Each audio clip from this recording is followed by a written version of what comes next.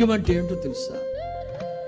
3 పూట్ల చక్కగా భోంచేయగలిగి కష్టార్జితం అంతటి వలన ఎలా కష్టపడుతున్నారు?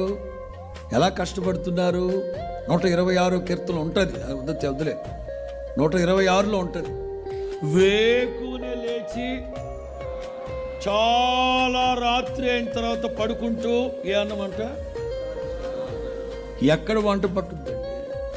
ఎక్కడ వంట పడుతుంది? నా చేతులు జోడించి చెప్తున్నాను, విశ్వసించండి. ఇవాల్టి వరకు మీ స్థితిగతులు ఎలా ఉన్నాయో నాకైతే తెలియదు. నేను ప్రభు పాదాలు పట్టుకునే ఈ మాటలన్నీ పోగేసుకొని వచ్చింది మీ దగ్గరికి. గుత్తులుగా నా తండ్రి మీ మీద విరజిమ్ముతా ఉన్నప్పుడు మీ మిమ్మల్ని మనల్ని ఎవరు ఆపేదంటారు చూడండి. మిమ్మల్ని ఎవరు ఆటంకపరచలేదు. ఆమేన్ ఆమేన్ అనుకోండి. అట్లాగా యేసు నామమున నా తండ్రి ఈ రాత్రి మొదలుకొని కార్యాలు ప్రారంభించును గాక.